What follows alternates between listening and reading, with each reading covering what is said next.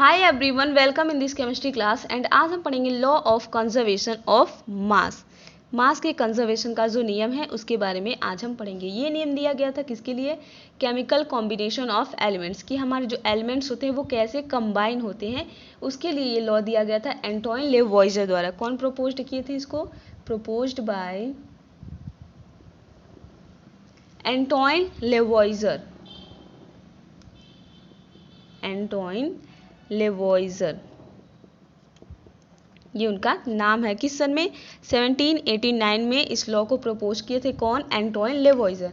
अब समझते हैं ये जो लॉ ऑफ कंजर्वेशन ऑफ मास है ये कहता क्या है। फॉर एग्जांपल हमने ले लिया H2 का एलिमेंट, ये क्या है? गैस है, ठीक है, plus oxygen gas O2, and यहाँ पे केमिकल रिएक्शन होता है तो क्या फॉर्म हो जाता है हमारा? वाटर फॉर्म होता है, H2O लिक्विड फॉर्म हो जाता है। केमिकल रिएक्शन क्या होता है? जिसमें दो अलग अलग हमारे सब्सटेंस मिक्स होते हैं एंड नए सब्सटेंस का फॉर्मेशन करते हैं या फिर नए पदार्थ का फॉर्मेशन करते हैं। तो यहाँ पे H2 गैस O2 गैस क्या बना है हमारा? H2O। तो इधर के जो होते हैं इसको हम क्या बोलते हैं? रिएक्टेंट, एंड जो हमारा रिएक्शन में बनता है उसको क्या बोलते हैं? ये हमारा हो गया product.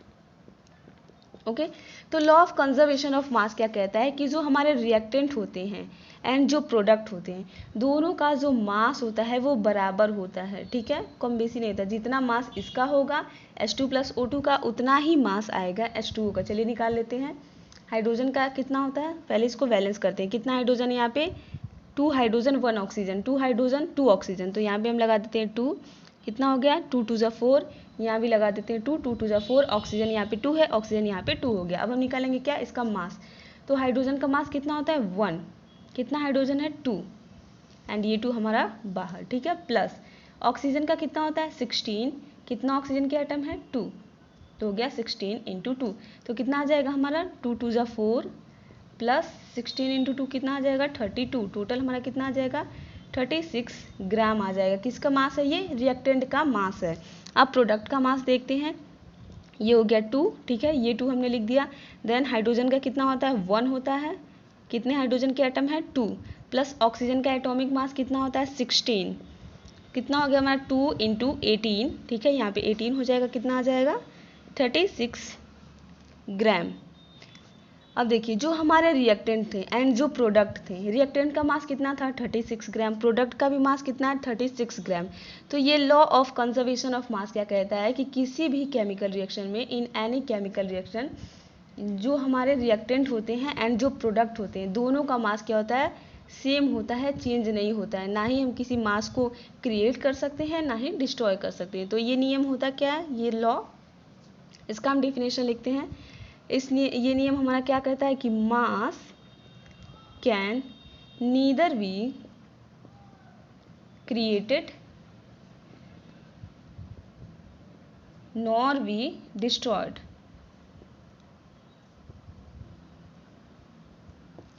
Mass can neither be created nor be destroyed. इसका मतलब क्या है कि ये जो मास है, ठीक है, कितना मास था? 36 ग्राम था, एंड 36 ग्राम ही हमारा मिला है। ना तो मास यहाँ पे क्रिएट हो सकता है ना ही हम उसको डिस्ट्रॉय कर सकते हैं। जितना पहले था उतना ही बाद में रहेगा। क्यों ऐसा होता है? क्योंकि नंबर ऑफ एटम्स हमारे सेम रहते हैं। यहाँ पे देखिए रिएक्टेंट में टोटल कितने एटम है? हाइड्रोजन कितना है? 2 2 4 हाइड्रोजन हो गया एंड 2 ऑक्सीजन, तो यहाँ पे कितने एटम हो गए? रिएक्टेंट के 6 हो गए। प्रोडक्ट का देखते हैं, 2 2 4 कितना हो गया? हाइड्रोजन एंड 2 ऑक्सीजन, तो यहाँ भी हमारे कितने एटम हैं? 6। और सेम एटम है, जितना हाइड्रोजन है उतना ही हाइड्रोजन इधर है, जितना ऑक्सीजन इधर है उतना ही ऑक्सीजन इधर है।